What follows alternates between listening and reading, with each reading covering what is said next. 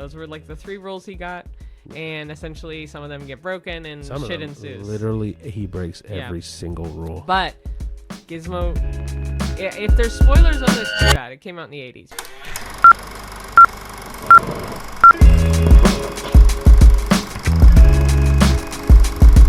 Hi, everybody. Hello. Welcome to the A-List Admission. Welcome back. Yes, welcome back. Quickly, just so we get off the boat running. Ta-da! New microphones for the audio. This will sound very interesting because Cheyenne will be on your left ear and I'll be on your right ear. So hopefully you're listening with a full set of headphones. Yeah. So if you're not, this is kind of your cue to go, oh yeah, I should probably put on both because you're only hearing one of us right now. Yeah. But yeah, it's great. It's nice to have like an arm. It's nice to have it moving like this. Like it's very good quality. So it's a lot more dynamic. And hopefully a lot better experience for the audio for you guys. Well, I mean, to be fair, I've been using, so when I edit all the videos, I've been putting the phone audio in because the old microphones captured too much or was too robotic-y or not enough.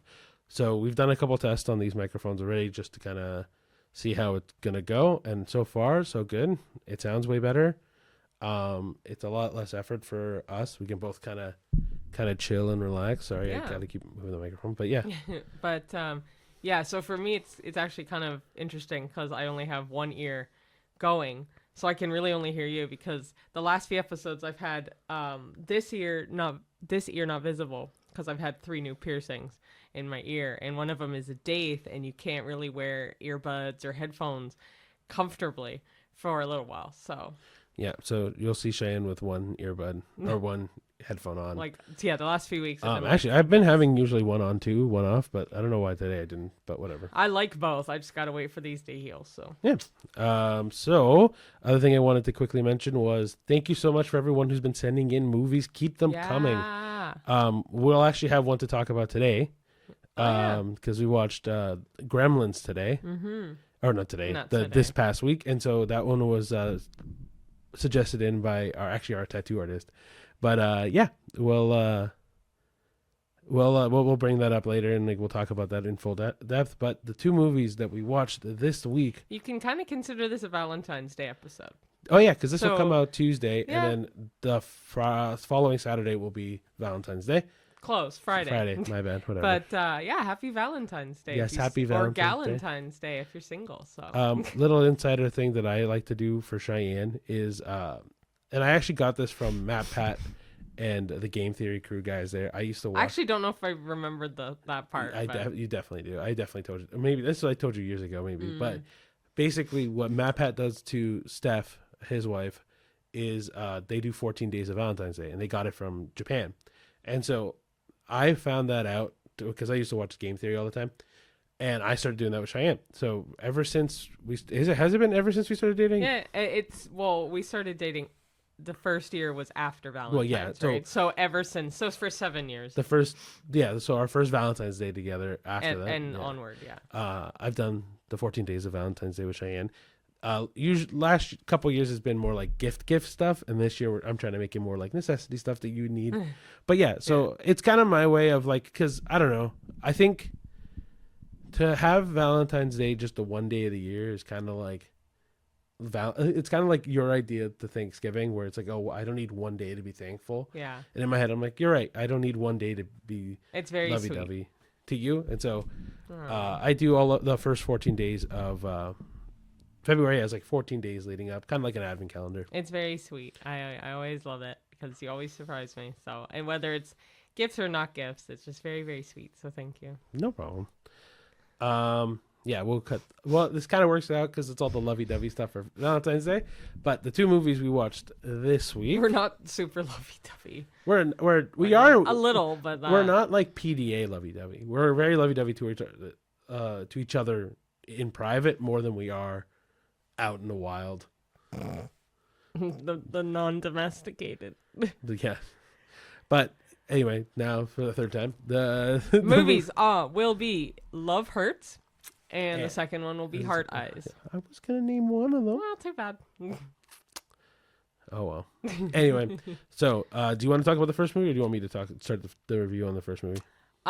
So I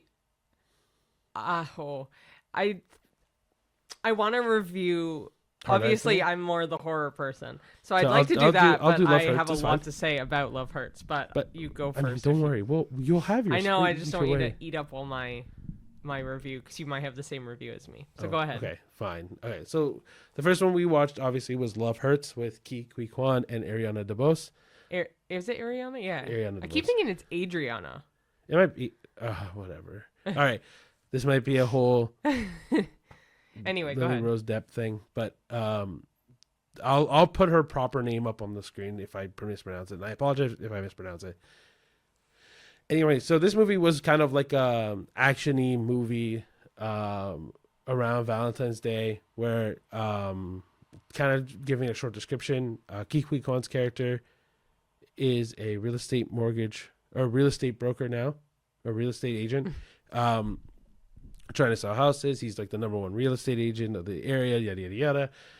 When someone comes back into his life that he was not expecting, and thus creating a action-packed full thing that is full of revenge and full of love and all that kind of fun stuff. I did not. It's okay. I did not love this movie. I honestly kind of didn't really like this movie. This movie was very bleh. That's all I could say about it. Like, it wasn't. I guess this movie, like, the action was kind of cool, but the story was very confusing and kind of muddled. Like, it didn't feel like it was going towards something that was going to be super, super exciting. The ending fight scene I thought was kind of again.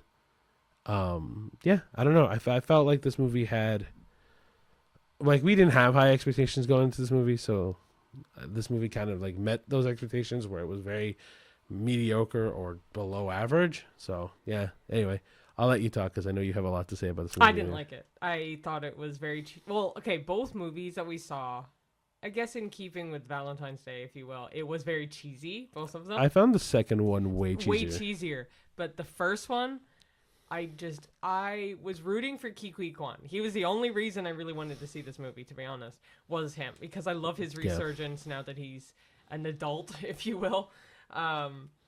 Like him winning the Oscar for Everything Everywhere All at Once. Oh, like, what a great movie. Great movie, but like him as an actor getting his due, kind of like Brendan Fraser's resurgence. I think it's great. I did not like this movie. I thought it was a little boring. They're both movies were around 90 minutes. This was probably the shortest movie we've seen this year. At like an hour and 27 minutes, I think it was. Anyway, it's a short movie. They did cram a lot in there, but I thought it felt very rushed. Yeah, the pacing was definitely off. Pacing was a little too rushed for me. There was bits of CGI that I like. There was a scene with two guys in it that in the background it just looked really CGI'd to me. It could have been a lot better. I knew it wasn't going to be great, but it was lower than my low expectations. Oh, really? Eh? Yeah, I was disappointed. So for me, it was more on the lines of, well, the characters in that movie could have been done better. So like, there's a character called the Raven.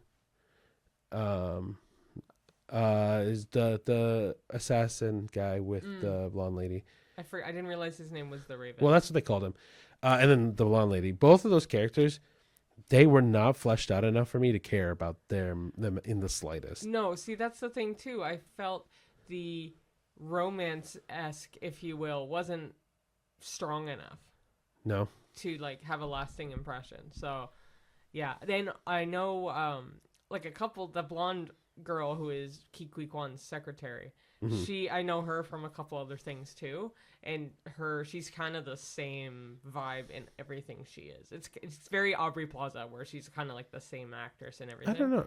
I felt like if it was Aubrey Plaza, like it would have been more. No, I'm not saying she's like Aubrey Plaza. I'm saying the type of acting was kind of her vibe is very much Aubrey Plaza. To me, is Aubrey Plaza in everything. I guess. I think the problem. I don't know. For me, her nonchalantness didn't translate as funny, whereas a lot of Aubrey Plaza's humor, when it is like I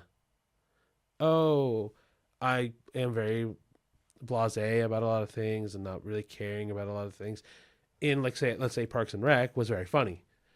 I thought her character was hilariously funny. I didn't. That's fair. But like, I found that the Bond character in this movie that is kind of like that kind of realm wasn't funny. No, she wasn't funny, and that wasn't my point. My point was, she is the same type of character in every movie she plays. I'm not saying she's funny. I'm saying her type of character is the same. Whereas We're talking about this. We're talking about this blonde actress. Okay, I don't even know what her name is. I don't know it, but I know her from a few things. Gotcha. Okay. Yeah, I don't know. This movie had no real ups apart from some of the action scenes were kind of cool, and I just like Ke Huy Quan. But even I'll be honest, with you, even Ke Huy Quan's acting in this felt forced. Like It felt very flatlined. A lot of it didn't feel like I didn't feel like he either loved the script, or I don't know. It's just maybe that was the vibe that they were going for too. I don't know. Yeah, I don't know. If I can give my rating, I'll let you give yours it's first. a 3.5. I was thinking it's a solid 3.5. So I originally, before we even sat down and started recording this, I was like, I think I'm gonna give it around a 4.5. And then as we've been talking, the more and more I dislike it, and so I agree with you. I think 3.5 is a solid choice. As soon as I left the theater, when we left, I told Ricky right away. I'm like, it's a 3.5. I'm like, there's no question. It's not. Not good. I was disappointed, but in a way I also wasn't, because I kind of expected it to be a disappointment. Right. So. Okay, so to the second movie. Okay, Hard Eyes, yeah. So this has Olivia Holt in it, which she is from Kickin' It. Oh, great. Which I have no idea what that is. All right, so just a little context. I have a little brother. He's 10 years younger than me. And so there's a lot of shows that I watched when he was growing up that I ended up growing up. This was one of them, but I ended I ended up really liking it. So yeah, I just knew that you had liked it, not your brother. But yeah, Olivia Holt's in it. Other guy is in it. We'll throw the cast up somewhere. Yeah, the main two people anyway, and Jordana Brewster's in it. Oh yeah, which is Fast and Furious girl. Yeah, Mia. I think that's Mia. Like, no shade to Jordana Brewster. I think she just is that character. She's Mia. Like, I like the reference. I'm not gonna say what, but there's a reference with Jordana Brewster in there. There's a little nod to something else that happens with Jordana that I thought was really fun. Yeah, I completely forgot it, and then Cheyenne just reminded me a little bit ago. Anyway. It's essentially about your Canadian is showing. It's essentially about a boat. Should I do that a boat? Instead? Yeah, it's about a serial killer named the Hard Eyes Killer, who every Valentine's Day, essentially, he goes on either killing spree or like a couple killings, but he will kill couples on Valentine's Day. And it's in different cities. It's not located to one specific region. So there was one thing about Boston, Philadelphia, and then this movie takes place in Seattle. So he decides to pop up in Seattle, and slashing ensues. So I went into this movie, again, same as Love Hurts, kind of thinking like, it's not going to be great. And it wasn't that great, but it was a lot better than I thought. So it was a lot more fun. It was very funny. It had some good funny moments. As you guys know, I'm a huge horror movie fan. Yep. This was definitely on one of the lower ends. Like, I've seen very similar movies quite consistently. But a couple of the killings, if you will, in this some of them were kind of unique. So I thought that was kind of fun. The idea of like a Hard Eyes killer, like the mask was really cool. I even told Ricky, I'm like, I love that mask. Like, it's not a great mask by any means. It looks like it's been like Leatherface, but I just really liked it. Yeah, it was cute. For being a Valentine's Day horror. And it's unique in the fact that there's not like a heck of a lot of Valentine's horror movies out there, really. So yeah, it was decent. It was better than I thought. So for me, the movie was kind of like your typical slasher movie. It was okay. I think the one thing I hated about this movie, though, truly, was how cheesy it was. Yeah, but you didn't mind it in the theater. You definitely are giving it lower praise than what you did in the theater. No. I still don't think I'm not going to give it like a high rating anyway. I wasn't never going to give it a high rating, but I don't think it. So the more I think about it, the more I'm like, okay, The movie was super cheesy, like super cheesy. Like there were some scenes where you're like, okay, dude, like you didn't have to lean in as much. But I also know like I also know because it's a Valentine's Day movie, I kind of get why they went with cheesy. I don't know. I think the acting was really good. I think they all kind of performed like what a typical slasher would be. Like I'm trying to think in like the terms of like Halloween, for example. The kind of acting was that It'll compare? never top that. Well, I'm trying to compare acting to acting, and I think that they both. I think both movies do have a good job at acting in that way. But Halloween is definitely less cheesy. Way less cheesy. Yeah, maybe because of the theming. But I also think that that's well. I don't think that's necessarily it. I feel like.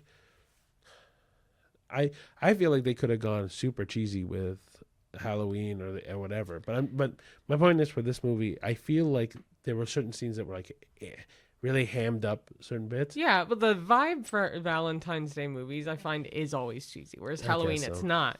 So it's easy to make it cheesy because it's Valentine's Day, you know? I guess so. I don't know. I liked Olivia Holt. I like the gentleman that plays. Did not like Olivia Holt in this. But you don't like. I didn't like her character until the very end, where she finally like realizes stuff. So I don't know. I thought her character was great. I thought she did a great job at acting. I think I don't know. I think she can be a very prominent actress in the future. And I think that she's gonna do. I think she did really well. I don't know. okay. Yeah. I also think that Jordana Brewster was fine. I think that she'll never top her acting in Fast and the Furious because Fast and Furious, her acting fits that tone way better. Yeah. Because she's a cop in this one, so. Yeah, but I don't know. In this, she doesn't. Her character doesn't feel.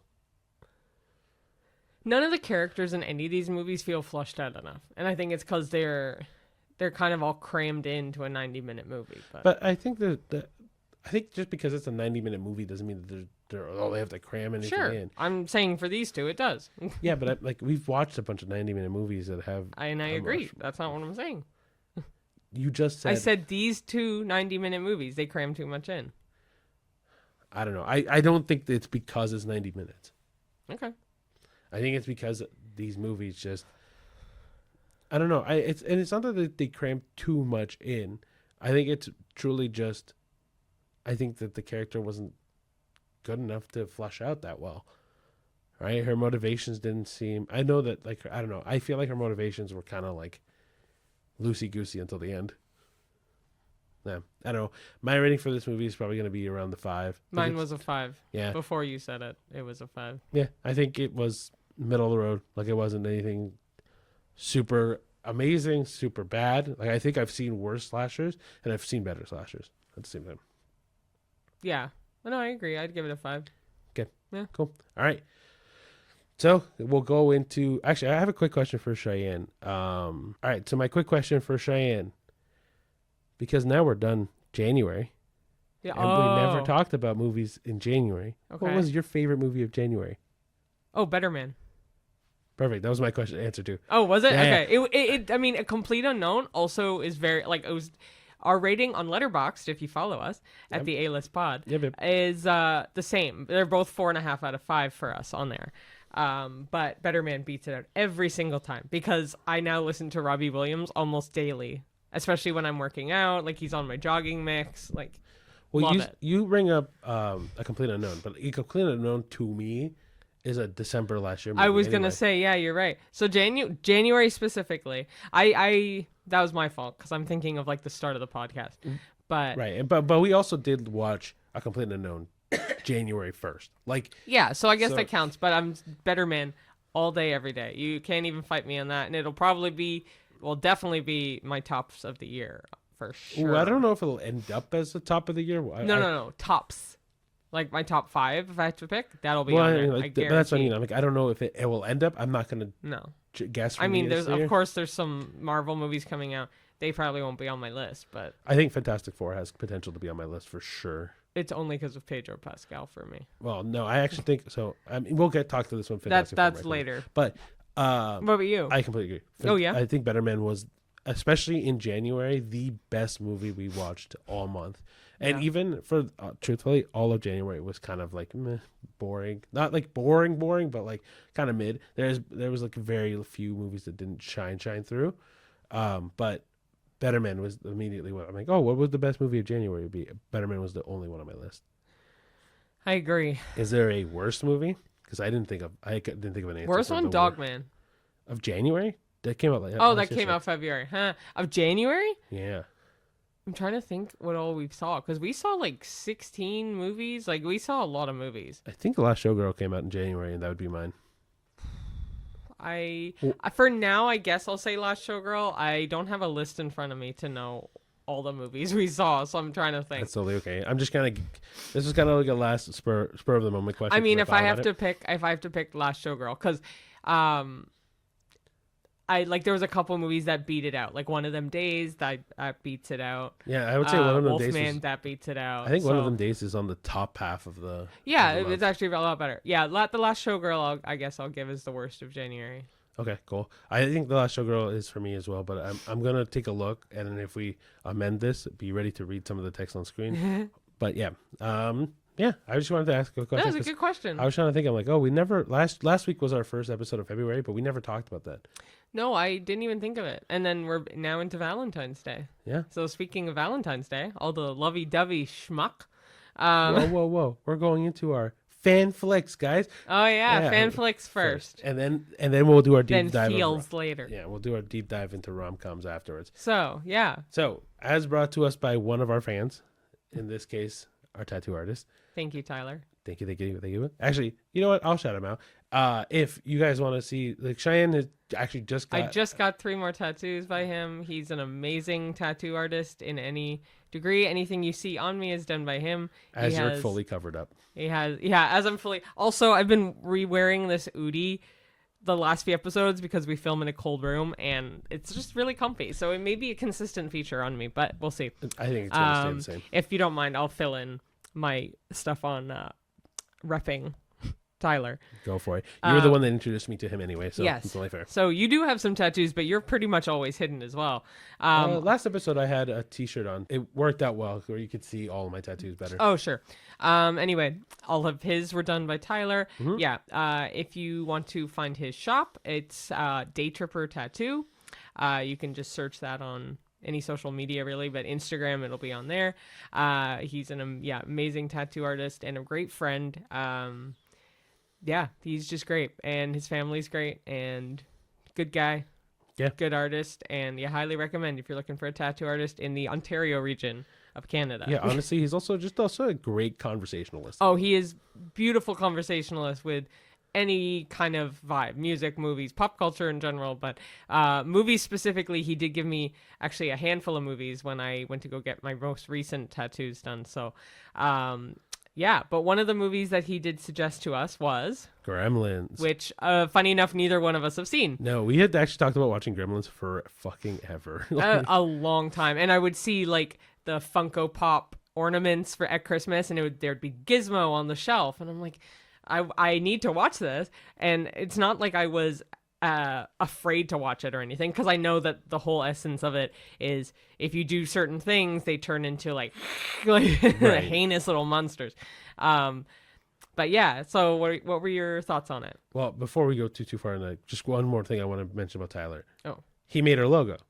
Yes, we did mention that in one of the first episodes. But yeah, he did make our amazing logo that you see on everything. Yeah, but I figured for shouting him out, we might have to do one more little plug for our logo and everything.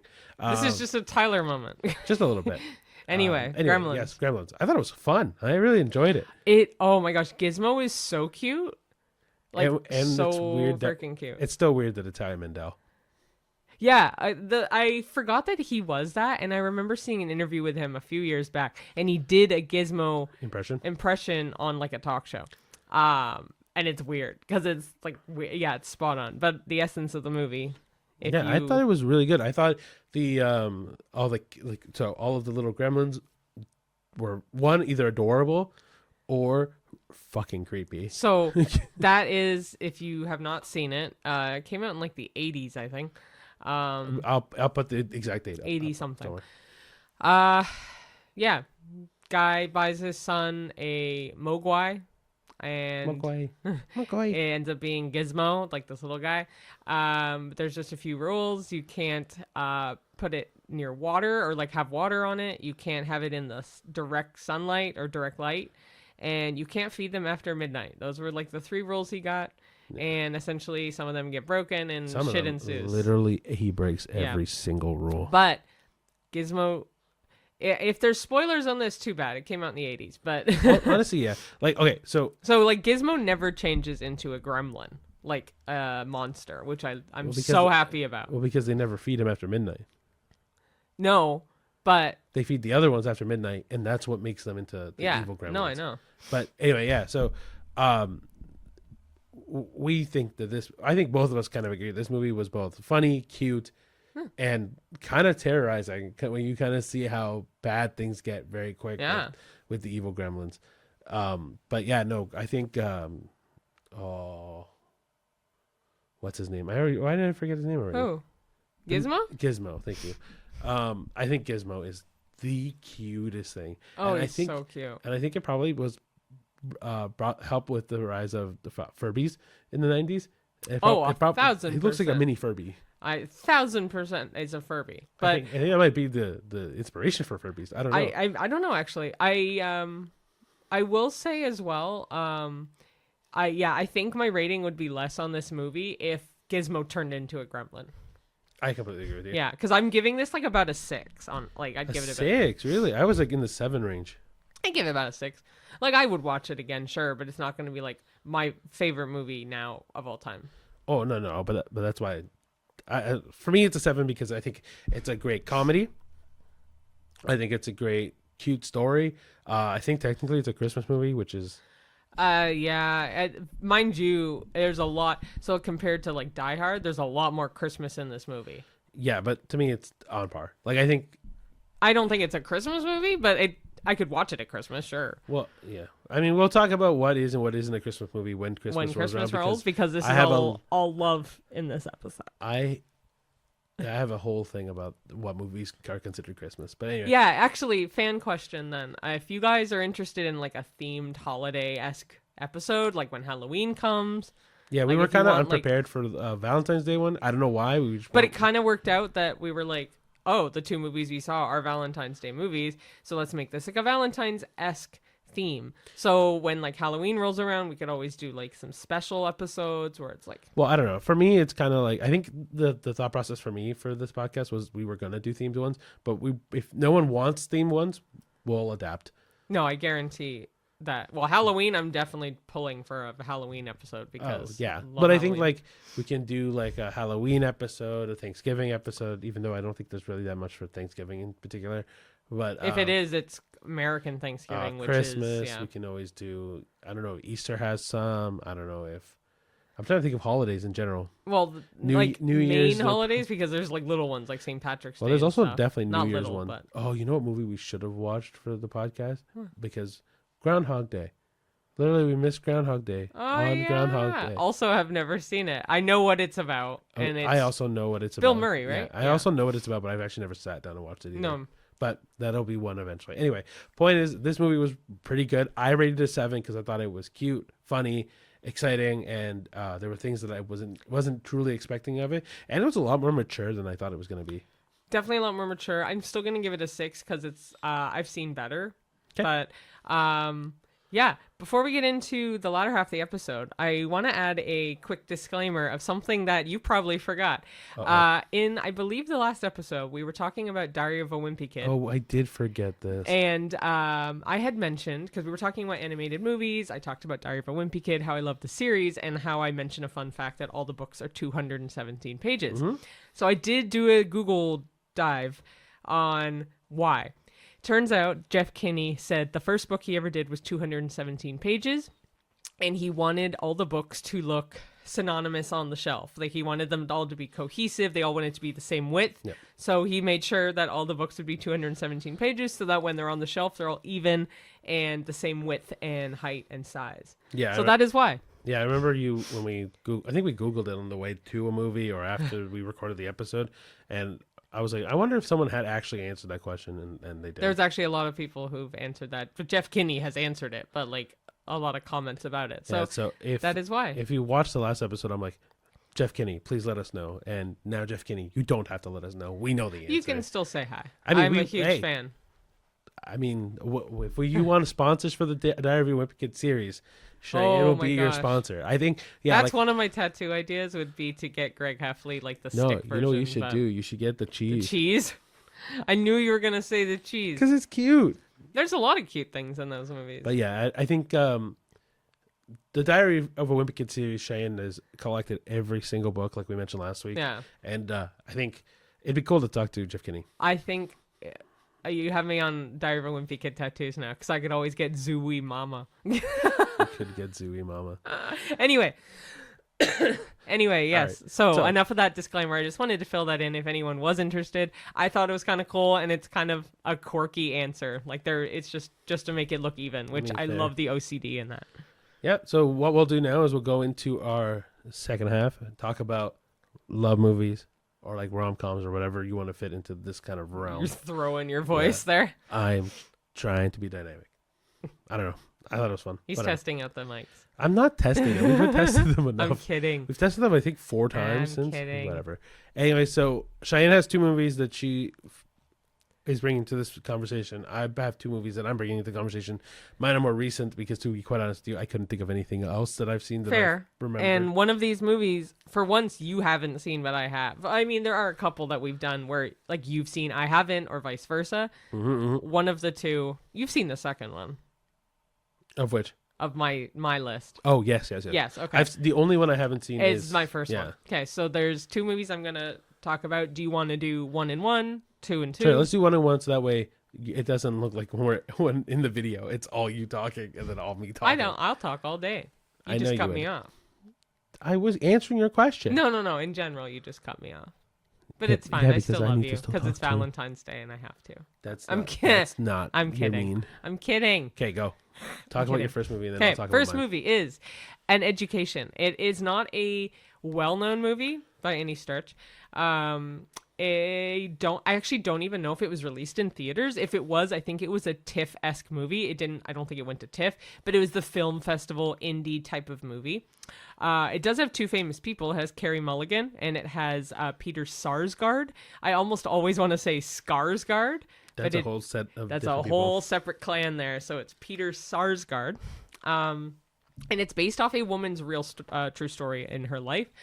It's based off, she has a memoir, and it's, I think it's the same name, but it's essentially about 1950s or 60s London, England, the vibes, of this girl who is around a college age student, and she meets this, older gentleman, not by that much, but probably like maybe double her age, I want to say, and a fling ensues, and I am obsessed with this movie. I've seen it probably 50 times easily, because I had the DVD, and when I was growing up, like late teens, I want to say actually, I didn't have live TV or cable or satellite. I had a VHS/DVD player, so I would just continuously rewatch the 3 or 4 DVDs or VHS that I had, and that was one of them. And I'm not a lovey-dovey love story, any type of thing like that in life or in movies. I think this is so romantic in like the nicest way. It gives me the vibes of like Beauty and the Beast, where it's like classy romance, but it's also not classy romance because she's having a fling with an older man, and no one really knows. I mean, if we look into the 90s and early 2000s, it's a very common. Yeah. And she's beautiful in it. He is very handsome in it. Maybe that's why. It's like giving classy suit man. Fair. And she's just a college kid who gets wrapped up in this older man's life. And it's a very interesting movie. The ending makes sense for the movie. It's just very, very well done. And I'd be interested to read the woman's memoir about this because obviously they ripped it from something. So right. I really like that. So it's called An Education. If you ever do find it, I know it's probably harder to find now, but it is worth a watch if you like good romance. But yeah, it's good. Yeah. So my movie is actually on Cheyenne's top. My first one is gonna be on Cheyenne's top 5 of last year, and that one is Fall Guy. Is it The Fall Guy? think it's the Fall I Guy. thought it was just Fall Guy. Oh, maybe it's Fall Guy. I don't know. Anyway, Ryan Gosling, Emily Blunt. There's more famous people. Oh, Aaron Taylor Johnson's in it. Yeah, but the main two. Main two are Ryan Gosling and Emily Blunt. So Cheyenne and I are both kind of in the same boat when it comes to romance movies.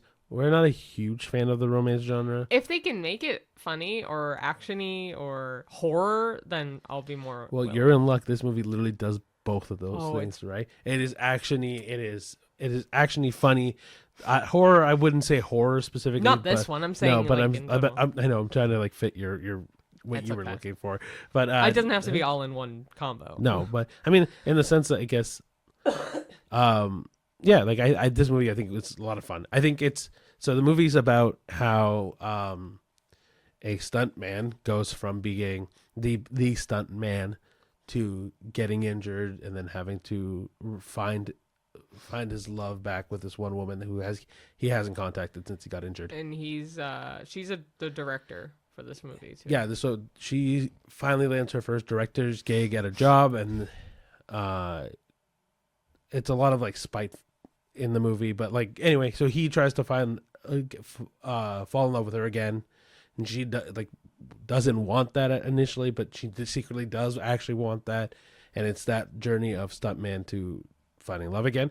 But it is an action-packed horror humor filled movie. Prayer hands emoji.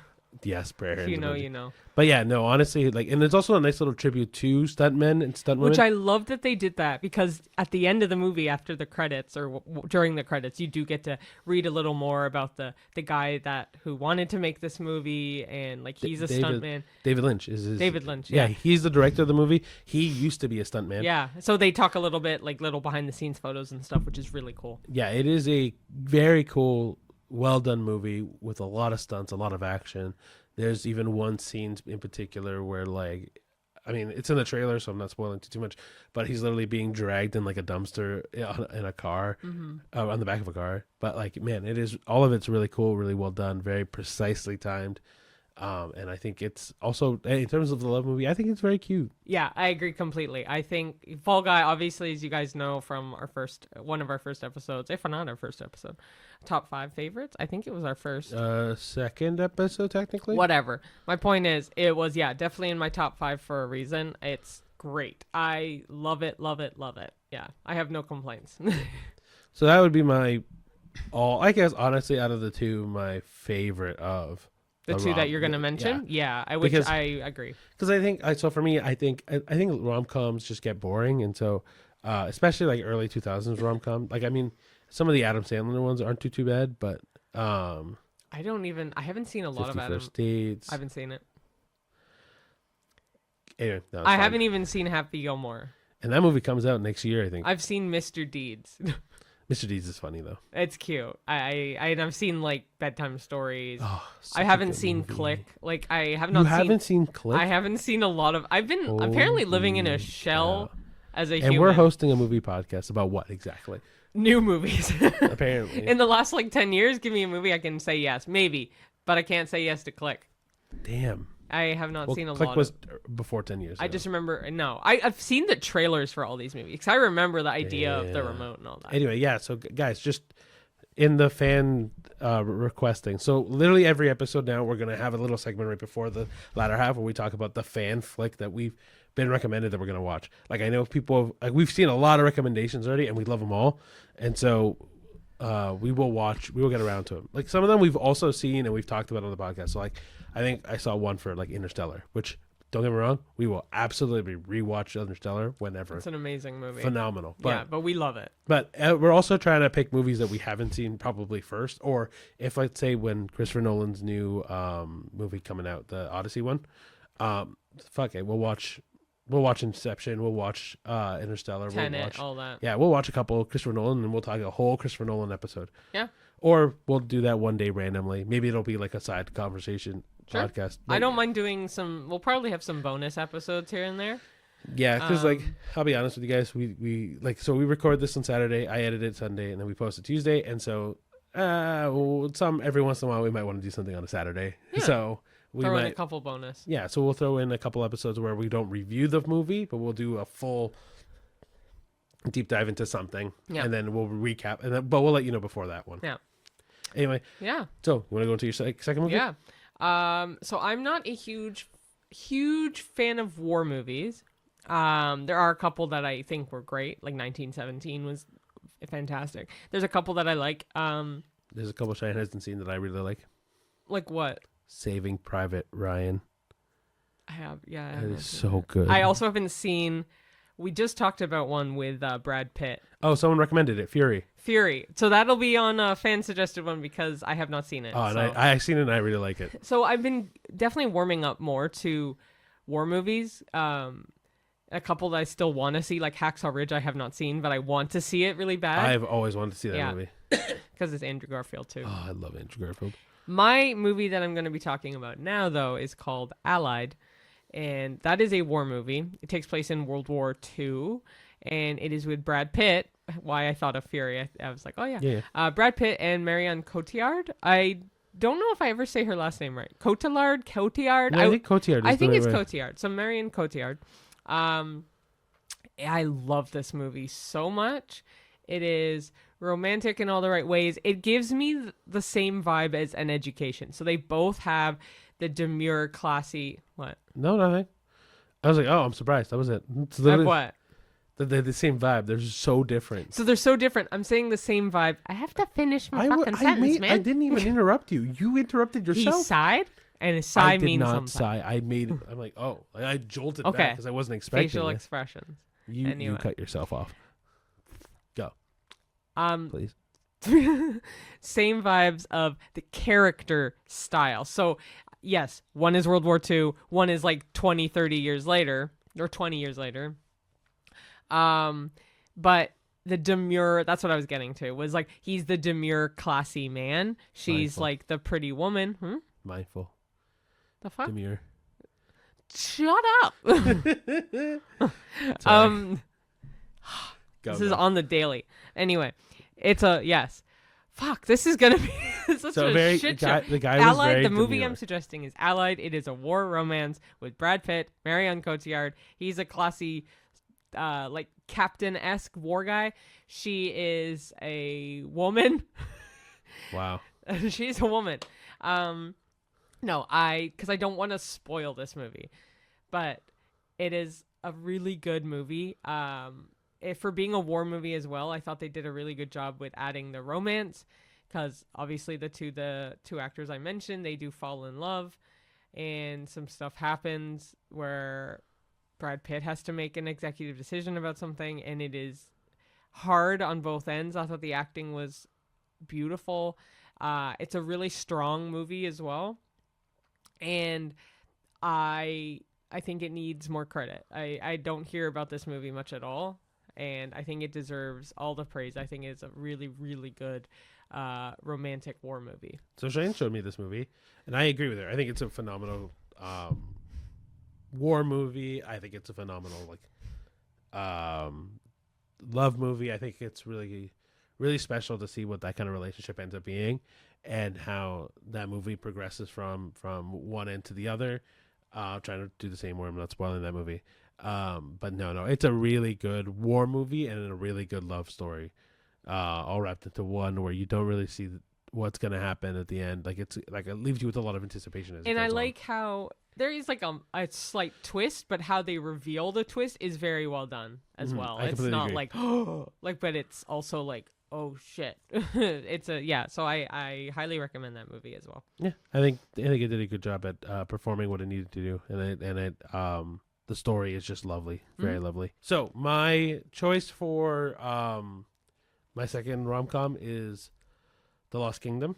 So close. What is it? The Lost City. Lost City. Oh my gosh. I always get the Lost City part fucked up. I think. Or the city part. Well, no, but I think I've lost. But I think when we were looking at movies of last year, a couple years ago, and I was looking at rom-coms, I kept calling it The Last Kingdom over and over and over again. The Last Kingdom? Yeah, and I not The Lost Kingdom? Sorry, The Lost Kingdom is what I meant to say. Whatever. I'm getting this name horribly wrong. It's The Lost City. Yeah. Anyway, The Lost City with Sandra Bullock and Channing Tatum. beautiful movie. I think it's really fun because again, it's more of an adventure movie, kind of like a love that you don't expect to blossom from these characters. That I don't know. I like Sandra Bullock as an author that's trying to find how to finish her book, her series. Channing Tatum being the He's the photo model for the book series. thank you. I was trying to find or like the cover model. Yeah. Yeah. So the main hero / character of Sandra Bullock. So he's the photo on all the books. Yeah, and everyone loves him, and he's kind of like a dumbass model guy. So, and he kind of plays that well at the beginning. He plays a lot. He actually is a good actor. Like, I don't think he gets a lot of credit. I will always remember him as Magic Mike. No, I've never seen Magic Mike. Oh, there you go. We gotta watch that. Yeah, sure. But I always remember him in 21 Jump Street. I haven't seen it. Oh my gosh, Cheyenne. Yeah, how are we doing a movie podcast and we haven't seen the majority of movies? Yeah, I know. Anyway. Oops. So, so I've seen 21 Jump Street. I think he's phenomenal in 21 Jump Street, and I think that's where I will remember him more for anything in. I say I haven't seen it. I think I've actually seen most scenes from it. I may have seen it, but because a lot of it I remember, so. I think you have seen it. I think I've seen it, but you showed it to me. Fair enough. Okay, anyway, Channing Tatum is just unbelievably funny in this movie. Sandra Bullock is also very funny in this movie. She has a range. Like I think it's crazy she can do super, super serious drama movies, like dramatic like that movies. Football movie or whatever. Oh, The Blind Side? Blind Side, yeah. And then she can go into just hilariously funny movies. Like even The Heat, not The Heat. Oh, yeah, she was in The Heat. Was it The Heat? I was about to say Matthew McConaughey with Melissa McCarthy. Yeah. No, it's because there's a movie called Heat. Yeah, that's way different. That's why I want to make sure I got it right. The Heat. Yeah, The Heat. And she's great. funny. She's funny in that movie. She's a very comedic actress, actually, when she wants to be. Yeah, she never kind of pigeonholes herself into a particular genre. And I think she's like phenomenal. And so this movie really makes them both shine in a glorious way, in the sense of she's super funny, he's super funny, but they're both also very serious when they need to be in this movie. Yeah. And that love story is actually very, very cute. I think it's very funny. It's cute, and I love adventure movies. I love them way more than action movies, even though I like Fall Guy better. I love the adventure in this movie. Yeah, but so adventure rom-com is definitely what this is, and I think it's one of those movies where, because I'm not a big rom-com guy, this works beautifully. Yeah, I think so too. Yeah, I think it's very, very cute, and the adventure's fun, and they both do a good job at doing their thing. Perfect. All right. So that is our episode for today, guys. Yeah. Happy Valentine's Day. Yes. However you were celebrating. When this comes out, I think I'll be like a day 10 of Valentine's Day. Something like that. So Cheyenne will keep getting gifts. But yeah, so thank you so much, guys, for listening to our podcast. Stay tuned till next week to catch the next set of movie reviews. Yeah. And then on top of that, guys, please follow us on Twitter, on TikTok, on YouTube, Facebook, Instagram, Threads, Letterboxd. And of course, as a quick disclaimer, these are just our opinions. You have your own opinions about these movies, or if you haven't seen them, feel free to watch them. Yeah. They are fun. They're good movies. But yeah, these are just our opinions. If you don't like them, great. If you like them, great. We just appreciate the interaction. We appreciate any comments that you leave, and keep leaving comments on any fan flick recommendations that you have for us. Please. Yeah, we really appreciate it, because we'll at least do one every episode now, because we definitely have enough of a list already to get off of. Not get off of one. So, like, for example, next week we'll definitely watch another one. Yeah. I don't know what movie we're gonna watch yet. Like, we usually decide middle of the week.